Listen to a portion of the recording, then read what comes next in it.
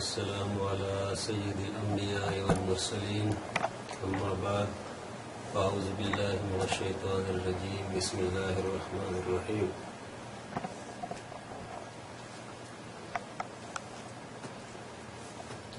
الذين ينفقون في السراء والضراء والكاظمين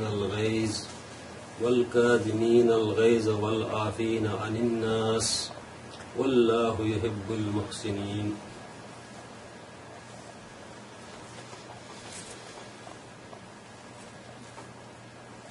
جو ہر حال میں اپنا مال خرچ کرتے ہیں، خواہ بدحال ہو یا خوشحال، جو غصے کو پی جاتے ہیں اور دوسروں کے قصور معاف کر دیتے ہیں، ایسے نیک لوگ اللہ کو بہت پسند ہے. حضرات، یہ سورہ آل عمران کی آیت نمبر 134 ہے، جس کی تلاوت اور ترجمہ میں نے آپ کی خدمت میں پیش کیا. اس آیت میں سے میں نے آج کا جو مختصر کا مطالعہ ہے اس کے لیے والکاظمین الغیظ والعافین عن الناس واللہ یحب المحسنین اس حصے کو چن لیا. رب اشرح لی صدری ویسر لی امری واحلل عقدۃ من لسانی یفقہوا قولی. درود شریف پڑھیے.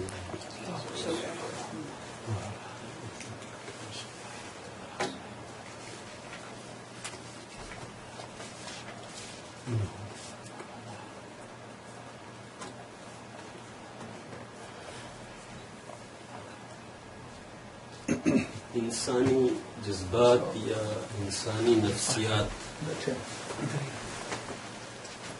اللہ تعالیٰ نے انسان کے اندر، اس کے نفس کے اندر بہت سی خواہشات اور جذبات رکھے ہیں. اس طرح محبت کا جذبہ، خوشی کا جذبہ، نفرت کا جذبہ اور غصے کا جذبہ، اور اس کا اظہار وہ وقت اور ماحول کی نسبت سے کرتا رہے. انہی نفسانی خواہشات اور جذبات کو کنٹرول کرنے کا اصل نام جو ہے امتحان ہے. اسی میں ہمارا امتحان ہے. اور غضب کیا ہے؟ اس کی تعریف یوں کی جاتی ہے کہ غصہ نفس کے اندر اس جوش کا نام ہے جو دوسرے سے بدلہ لینے یا اسے دفع کرنے پر ابھارے. اور میڈیکل ٹرمز میں ہم اس کو کہتے ہیں فائٹ اور فلائٹ، یعنی لڑنا اور یا بھاگ جانا. اس پوزیشن پر بندہ آتا ہے جب غصہ ہو جاتا ہے. اب یہ غصہ دلانے والی کیا چیزیں ہیں؟ تو غم، گستاخی، تھکاوٹ، جسمانی تکالیف، دوسرے نسوانی بیماریاں، ذہنی بیماریاں، نشاور چیزوں کا استعمال، بے انصافی، ظلم، بے عزتی، مایوسی اور دوسرے معاشی مسائل، جنسی مسائل اور زندگی میں مختلف ناکامیوں کا سامنا، یہ غصہ دلانے والی چیزیں ہیں.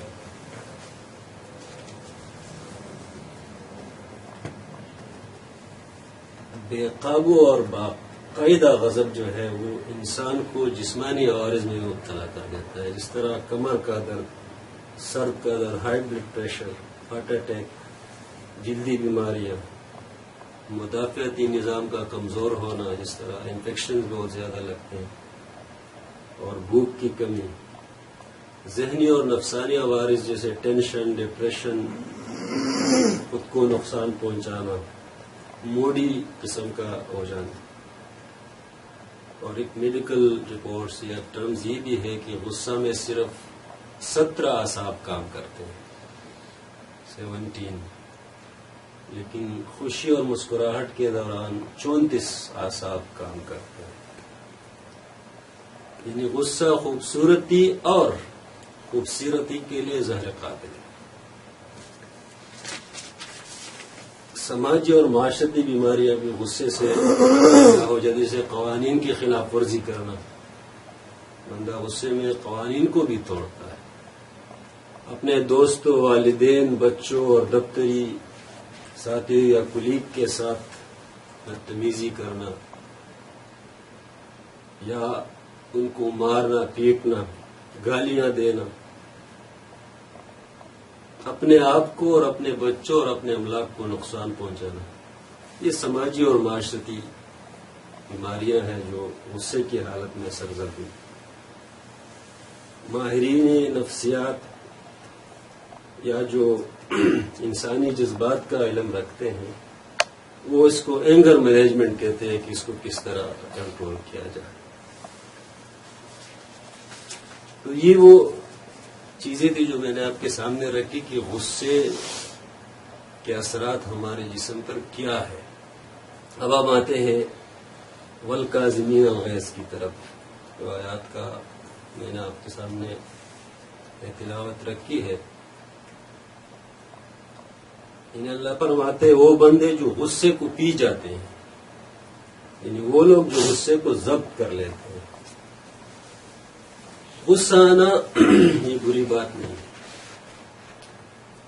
لیکن غصے کا بے جا استعمال یہ برا ہے.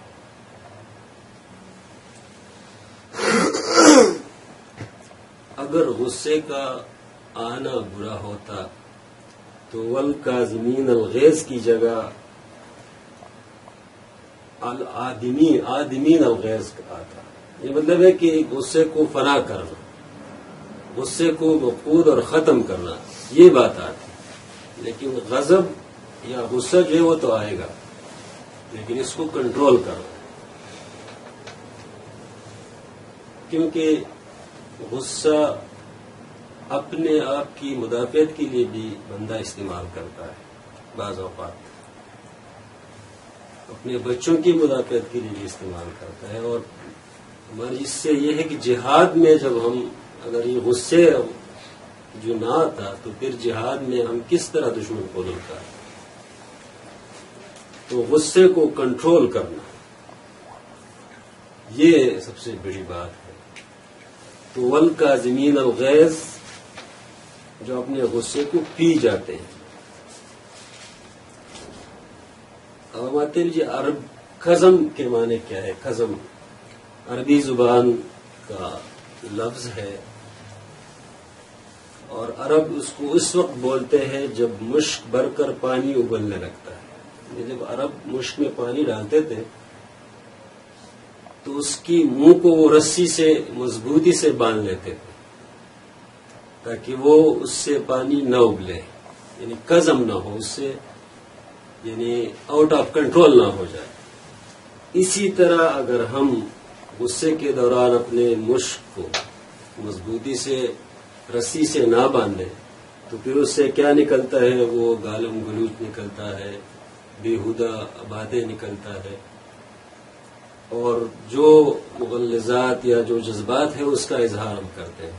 جس طرح عرب اس قزم کو، اس مشک کو باندھ دیتے ہیں، اسی طرح غصے کے دوران ہم نے بھی اپنے آپ کی جو رسی ہے اس کو ٹائٹ کر کے باندھنا پڑا. اس لیے اس کو قزم غیظ کہتے ہیں.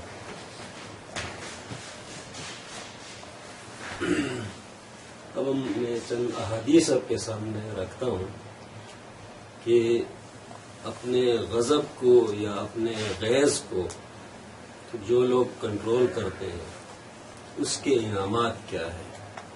احادیث کی روشنی میں آپ کے سامنے ابو داؤد شریف کی ایک حدیث رکھ رہا ہوں. جس شخص نے غصے کو ضبط کر لیا حالانکہ وہ اس کے نافذ کرنے پہ قادر تھا تو اللہ تعالیٰ قیامت کے دن اس کی تمام مخلوق کے سامنے بلائیں گے اور اختیار دیں کہ جس حور کو چاہے اپنی پسند سے انتخاب کر لے. یعنی جب بندہ کو غصہ چڑھ جائے یا وہ غیظ میں آ جائے اور اس کو کنٹرول کر لے کہ اس پہ قادر ہے کہ اس کو استعمال کیا جائے تو اس کا جو انعام ہے وہ یہ ہے کہ جس سور کو آپ چاہے اپنے لیے پسند کریں، تو یہ ایک انعام ہے۔ ایک دوسری حدیث مبارک ہے، جو شخص یہ بات پسند کرے کہ جنت میں اس کے لیے اونچے محل بنائے جائے اور اس کے درجات بھی بلند ہو جائے، اس کو چاہیے کہ جو شخص اس پر ظلم کرے اس کو معاف کرے اور جو اس کو محروم رکھے اس کو عطا کر دے، اور جو اس سے قطع رحمی کرے اس کے ساتھ صلہ رحمی کرے۔ یعنی جنت کے محلات اور جنت کے حوریں یہ ان لوگوں کے لیے ہے جو غصے کے دوران اس پر قابو پائے۔ اب ہم آگے جاتے ہیں اور ایک دوسری احادیث مبارک سے کہ غصے کی کڑواہٹ جو ہے اس کو تشبیہ دی گئی ہے ایک پودے سے، اور یہ بھی ایک حدیث مبارک ہے مشکات شریف۔ غصہ ایمان کو ایسا خراب اور برباد کر دیتا ہے جیسا کہ الوا شہد کو خراب کر دیتا ہے۔ میرے خیال میں ایلو ویرا اس کو کہتے ہیں، اس کا نام ہے اس کو، اور یہ اس کے اندر جوس ہوتا ہے اور مختلف میڈیسن میں یوز بھی ہوتا ہے، لیکن اس کی کڑواہٹ اتنی تیز ہوتی ہے کہ اگر اس کی ایک قطرہ آپ منہ میں ڈالیں تو کم از کم 1 گھنٹہ تک وہ کڑواہٹ تو رہتی ہے۔ تو غصہ ایمان کو ایسا خراب اور برباد کر دے جیسا کہ ایلوا شہد کو خراب کر دیتا ہے۔ ایک طرف ایلوا اور دوسری طرف شہد، مٹاس کتنی ہے، اور اس کے لیے 1 قطرہ ڈالا جائے تو پورا اس کو شیرینی جو ہے وہ اس کو ختم کر دیتا ہے۔ ایلوا ایک نہایت کڑوی دوا، اگر دور بھی سے کوئی کوٹ رہا ہو اور اس سے حلق میں آ جائے تو 1-2 گھنٹے تک اس کی کڑواہٹ اور اس کی جو بیٹرنس ہے وہ ختم نہیں ہوتی۔ تو اب اسی طرح اگر غصہ ایمان کی مٹاس اور علاوت کو بھی ختم کر دے، جب غصہ آتا ہے تو پھر وہ اللہ سے محبت میں جو مزہ ہے وہ بھی نہیں آتا، قرآن شریف کی تلاوت میں جو مزہ ہے وہ بھی ختم ہو جاتا ہے، اور ایمان کا جو ایک کمال تک پہنچتا ہے وہ ختم ہو جاتا ہے۔ تو عزیز بھائیو، غصہ جو ہے وہ ہمارے ایمان کی جو علاوت ہے، ہمارے ایمان کے جو مٹاس ہے، اس کو اس طرح بنا دیتا ہے جیسے ایک ڈرم شہد میں آپ ایلوا کی 1 قطرہ ڈال دیں اور سارا شہد خراب ہو جائے۔ تو غصے کی کڑواہٹ ایمان کی جو مزہ ہے اور جو خوبصورت ہے اس کو ختم کر دیتا ہے۔ غصہ انسان کب کرتا ہے، یہ بھی سمجھنے اور غور کرنے کی بات ہے۔ تو غصہ میں کبر پوشیدہ ہوتا ہے، یہ کلیئر کٹ ہے کہ غصہ جب انسان کرتا ہے کسی کے اوپر تو وہ تکبر کرتا ہے اور اپنے آپ کو وہ بڑا سمجھتا ہے، اور جس پہ وہ غصہ اتارتا ہے اس کی حقارت کی نظر سے دیکھتا ہے۔ اگر اس ٹائم جو بندہ غصہ ہو جاتا ہے اور اس کو آئینہ دکھایا جائے تو اس کی شکل جو ہے وہ نہیں ہوتی جو عام حالت میں ہوتی ہے، کیونکہ غصے کے دوران صرف 17 اعصاب کام کرتے ہیں، یعنی وہ سوئچ آف ہو جاتا ہے، وہ پاگل ہو جاتا ہے۔ اور اگر یوں کہہ لیں شعر کہ رات شیطان کو خواب میں دیکھا، اس کی صورت جناب کی سی تھی۔ مطلب کہ جو غصے میں آ جاتا ہے تو جس طرح شیطان غصے میں آ گیا تھا، تکبر اور حسد اور آدم علیہ السلام کے سامنے جھکنے سے انکار کر دیا اس سجدہ سے، تو اس کی حالت وہ شیطان، اس کی یہ شکل نہیں تھی جس طرح ہم سوچتے ہیں وہ خوبصورت تھا، لیکن اس کی شکل اس لیے بگڑ گئی کہ وہ غصے میں آ گیا اور حسد کرنے لگا۔ تو غصے میں کبر جو ہے وہ ساتھ ہوگا۔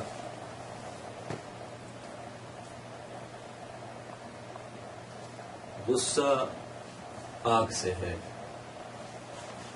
جس طرح آگ گرم ہے وہ چیزوں کو بھسم کر دیتا ہے، وہ چیزوں کو فنا کر دیتا ہے، اسی طرح غصہ جب آتا ہے تو وہ ایمان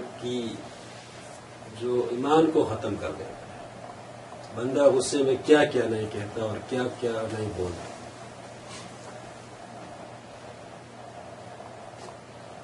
غصے میں اللہ لوگوں کو گالی بھی دیتے ہیں، شریعت کو بھی گالی دیتے ہیں، اور غصہ کے دوران لوگ ماں باپ کی بے عزتی بھی کر دیتے ہیں، یہاں تک کہ اپنے والدین کو قتل کر دیتے ہیں۔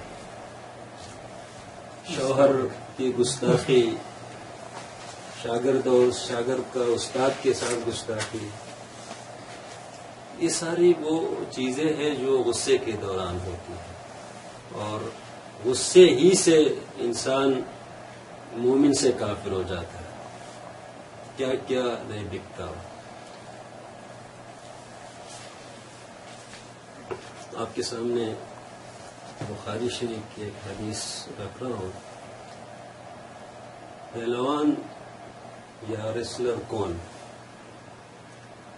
حدیث مبارک ہے، پہلوان وہ نہیں جو کسی کو پچھاڑ دے، بلکہ پہلوان وہ ہے جو غصے کے وقت اپنے نفس کو قابو میں رکھے۔ یعنی ہم اس کو سمجھتے ہیں بڑا پہلوان جو اپنے مخالف کو پچھاڑ کے اور اس کو گرا کے اور اس کو جیت لے، لیکن سب سے بڑا پہلوان پیغمبر صلی اللہ علیہ وسلم کی نظر میں وہ ہے جو غصے کے دوران اپنے نفس کو قابو میں رکھے۔ خون بہانے سے بہتر ہے کہ ایک بالٹی پانی بہا لیا جائے۔ یہ ایک عرب نیا اسلام لایا تھا، وہ مسجد نبوی میں آتا ہے تو وہ کھڑا ہو کے مسجد نبوی میں پیشاب کرتا ہے۔ صحابہ جب دیکھتے ہیں تو وہ سب اٹھ کھڑے اس کی طرف بھاگتے ہیں۔ پیغمبر صلی اللہ علیہ وسلم اس کو آواز دیتے ہیں کہ رک جائیے، اس کی پیشاب کرنے میں رکاوٹ مت ڈالیے۔ اور جب وہ فارغ ہو جاتا ہے تو پیغمبر صلی اللہ علیہ وسلم اس کو اپنے پاس بلا کے بٹھاتا ہے کہ یہ مسجد جو ہے یہ اللہ کے ذکر کے لیے ہوتا ہے، اس میں ہم نماز پڑھتے ہیں، اس میں ہم تلاوت قرآن کرتے ہیں۔ مساجد میں پیشاب کرنا اور گندگی پھیلانا یہ بری بات ہے۔ اگر صحابہ اس جو نیا اسلام میں داخل ہوا تھا اس کی مار پیٹ کرتے ہیں تو آپ بتا رہے کہ پورا مسجد اس کی پیشاب سے گندا نہیں ہوتا؟ اس ایک ہی جگہ پہ وہ پیشاب اس نے کیا، اگر صحابہ اس کو پکڑتے اور اس کو کھینچتے اور گھسیٹتے تو پورا مسجد جو ہے وہ اس میں گند پھیل جاتا۔ اور ایک غیر مسلم مصنف کہتے ہیں کہ یہ حکمت ہے، اس پر انہوں نے کہا کہ اس میں یہ حکمت ہے کہ خون بہہ جاتا، تو خون بہانے سے ایک بالٹی پانی سے اگر کام چل سکتا ہے تو کیوں خون بہا ہے؟ تو یہ ہمارے لیے صلی اللہ علیہ وسلم کی سیرت میں، اس کے اسوہ میں یہ ہے کہ ایسی حالت میں بھی وہ صبر سے کام لے، تحمل سے کام لے۔ اور پیشاب وہ مسجد میں کوئی کر رہا ہے تو ظاہر بات ہے کہ اس کو، لیکن یہاں میں یہ مثال ملتی ہے کہ چاہے جتنے بھی حالات ہو لیکن وہ فیض اور غضب میں نہیں آنا چاہیے، اور وہ کام خراب کر دیتا۔ اب اہل غضب کے 4 اقسام میں آپ کے سامنے رکھ رہا ہوں۔ ابو داؤد ایک حدیث ہے، حضور نبی کریم صلی اللہ علیہ وسلم ارشاد فرماتے ہیں کہ تم میں سے جو جلد غصہ ہوتا ہے اور جلد رجوع کرتا ہے یہ شخص نہ مدح کا مستحق ہے نہ ذم کا۔ نمبر 2، اور وہ شخص جس کو دیر سے غصہ آتا ہے اور دیر سے زائل ہوتا ہے یہ شخص بھی مدح اور ذم کا مستحق نہیں۔ اور وہ شخص جس کو دیر سے غصہ آتا ہے اور جلد زائل ہو جاتا ہے، تو ایسے لوگ تم میں سے بہتر ہیں، اور تم میں سب سے برے وہ لوگ ہیں جن کو غصہ جلد آتا ہے لیکن دیر سے زائل ہوتا ہے، یعنی دیر سے غصہ آنا اور پھر جلدی ختم ہو جانا۔ یہ صلی اللہ علیہ وسلم نے فرمایا ہے کہ یہ بہتر بندہ ہے، اور جو جلد غصہ بڑک اٹھتا ہے اور پھر دنوں جو ہے نا اس کے غصے کے ختم ہونے میں لگتے ہیں، تو یہ بندہ جو ہے یہ بہتر بندہ نہیں۔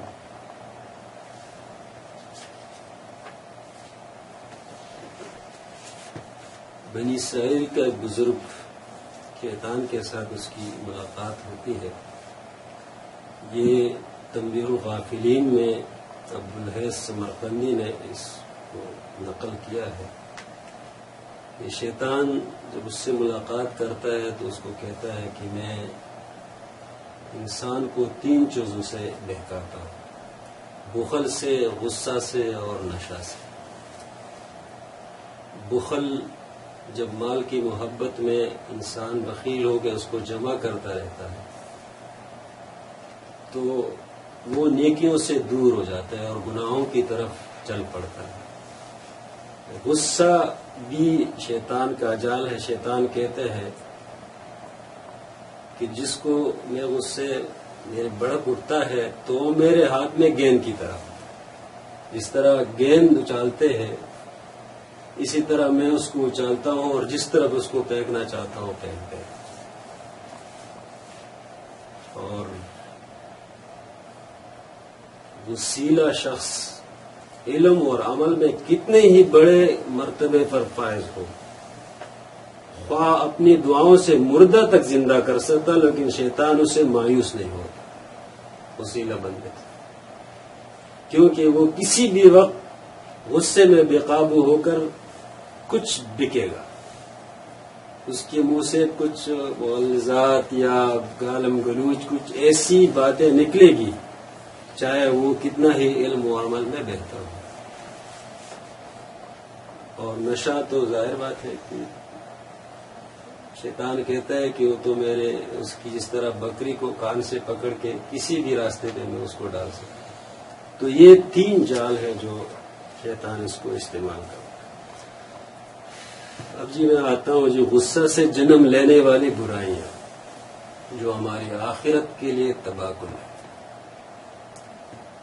حسد یہ غصے سے ہی جنم لیتا ہے، غیبت، چغلی، قطع تعلق، جھوٹ، ابرو ریزی، حقارت، گالم گلوچ، تکبر، تمسخر، احسان فراموشی، یہ ساری چیزیں غصے ہی سے جنم لیتا ہے۔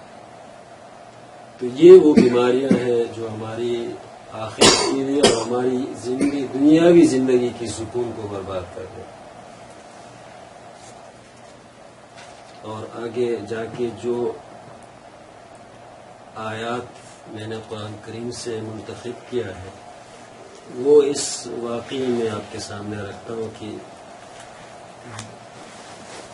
مروی ہے کہ میمون بن مروان کی باندی شوربہ لیے جا رہی تھی، مہمان آئے ہوئے تھے تو اس کے ہاتھ میں شوربہ تھا اور میمون بن مروان مہمانوں کے ساتھ دسترخوان پہ بیٹھے ہوئے، تو وہ شوربہ میمون کے سر پہ گرا دیتا ہے۔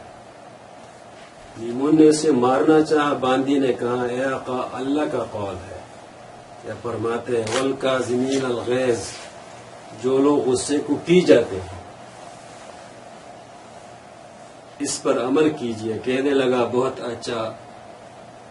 باندی نے پھر کہا والعافین عن الناس، اور جو لوگ کو معاف کرنے والے ہیں۔ کہنے لگا بہت اچھا، میں نے معاف کر دیا۔ باندی پھر کہنے لگی اس کے آگے واللہ یحب المحسنین، اور اللہ احسان کرنے والوں کو پسند کرتا ہے۔ میمون نے کہا احسان بھی کرتا ہو جا اللہ کے لیے تجھے آزاد کر۔ تو والکاظمین الغیظ والعافین عن الناس واللہ یحب المحسنین۔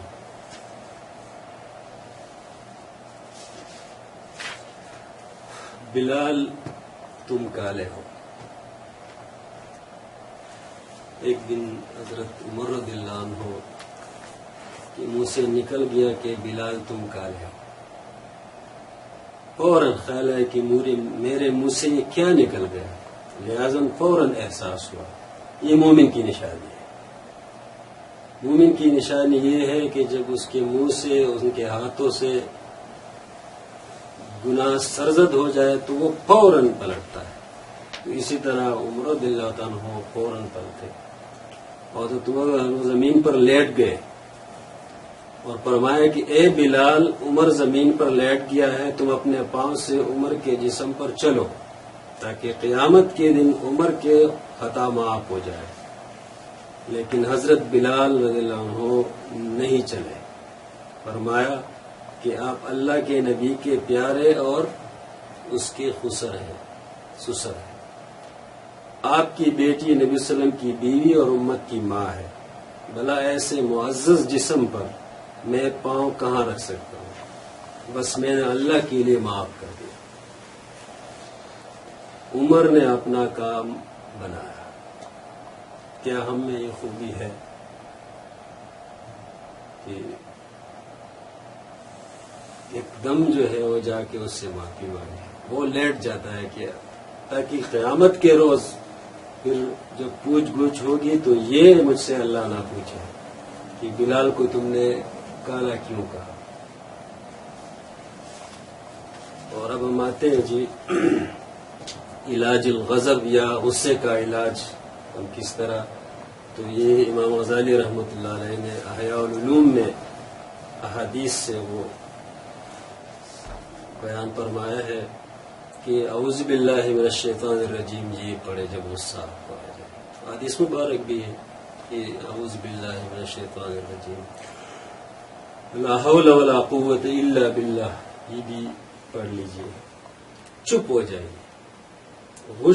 خاموشی غصے کا بہترین علاج ہے. وضو کر لیجئے، ناک میں پانی چڑھائیے، کڑے ہیں تو بیٹھ جائیے، بیٹھے ہیں تو لیٹ جائیے، زمین سے چپٹ جائیے. یہ سارے احادیث کے الفاظ ہیں جو غصے کے علاج کے لیے استعمال ہوئے.